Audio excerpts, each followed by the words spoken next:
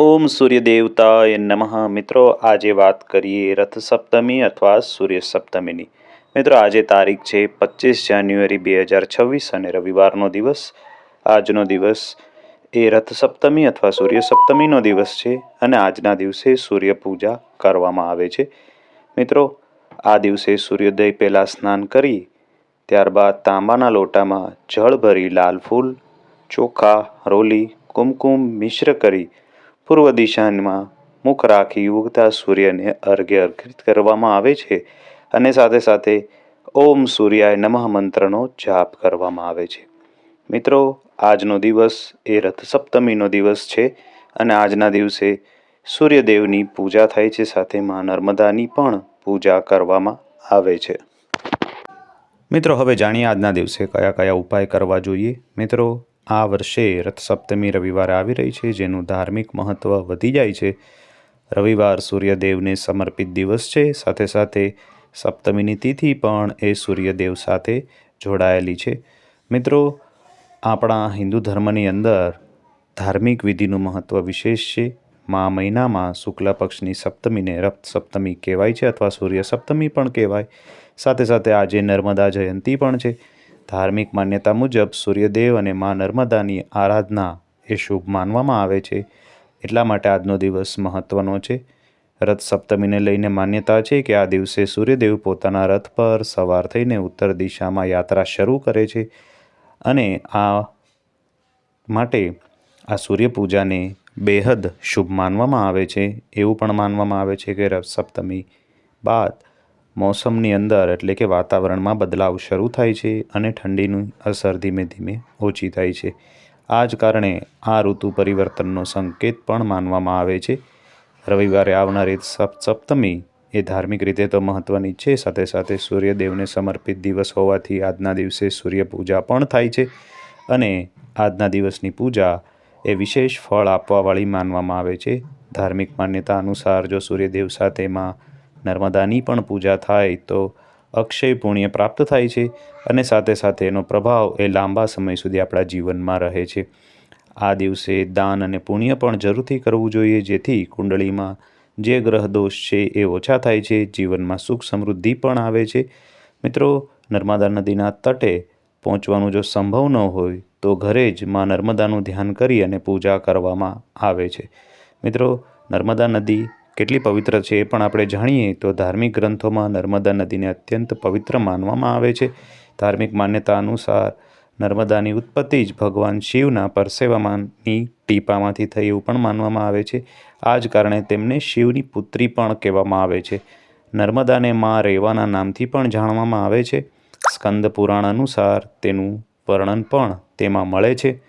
નર્મદા નદી એ મધ્યપ્રદેશના અમરકંટક પર્વતમાંથી નીકળી મૈકલ પર્વત શૃંખલામાંથી નીકળી અને એ નદી આગળ વહે છે, જેથી તેને મૈકલ સુતા પણ આપણે કહીએ છીએ. અમરકંટક પર્વતથી નીકળીને લગભગ 1300 કિલોમીટર સુધી એ આગળ વધી અંતમાં ગુજરાતમાં ખંભાતના અરબ સાગરમાં મળી જાય છે. મિત્રો, નર્મદા એ પવિત્ર નદી છે, સાથે સાથે તેની પરિક્રમા પણ થાય છે, જે વર્ષોથી ચાલી આવતી એક પરંપરા છે. નર્મદા નદીના પરિક્રમા કરવાથી તમામ પ્રકારના પાપ નષ્ટ થાય છે એવી પણ એક માન્યતા છે, જેથી મોક્ષની પણ પ્રાપ્તિ થાય છે. આવો ઉલ્લેખ મિત્રો સ્કંદ પુરાણમાં આપણને મળે છે. સાથે સાથે એવું પણ કહેવાય છે કે પ્રલય કાળમાં પણ નર્મદા નદી એ હંમેશા રહેશે. મત્સ્ય પુરાણ અનુસાર નર્મદા નદીના દર્શન માત્રથી જીવનમાં શુદ્ધતા અને સકારાત્મકતા આવે છે.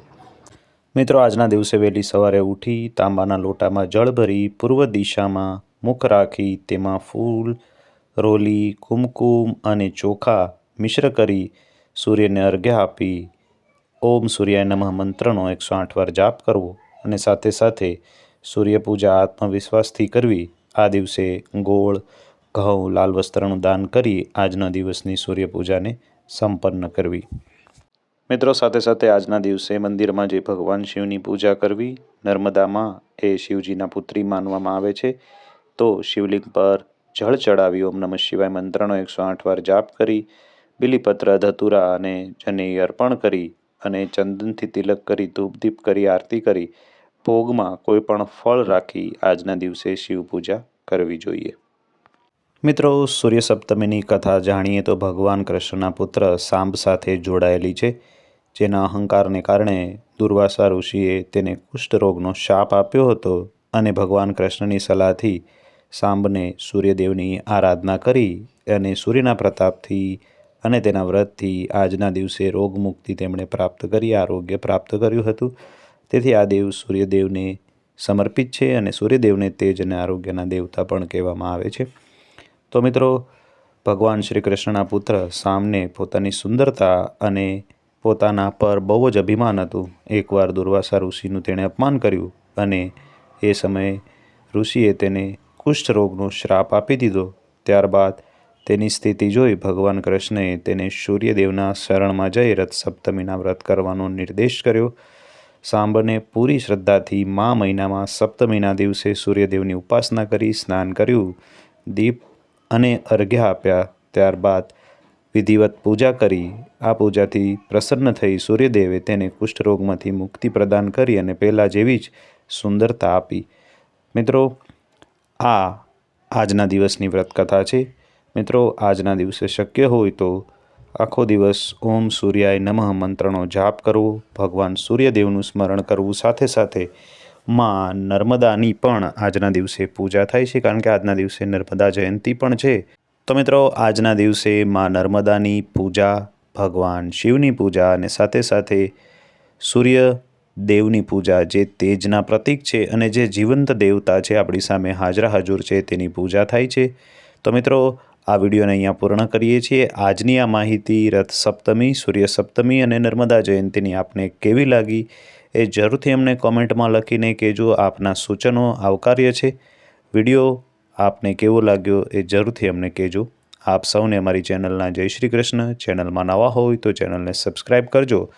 વિડીયો ગમ્યો હોય તો તમારા મિત્રો, સગા સંબંધીને મોકલજો. આપ સૌને અમારી ચેનલના જય શ્રી કૃષ્ણ. ઓમ સૂર્યદેવાય નમઃ.